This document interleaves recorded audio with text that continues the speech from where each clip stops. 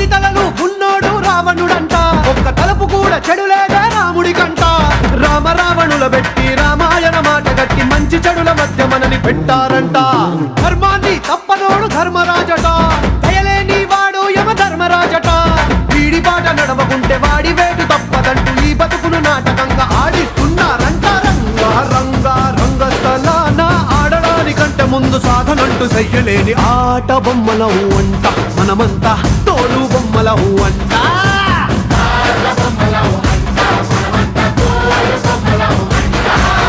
తుంగురు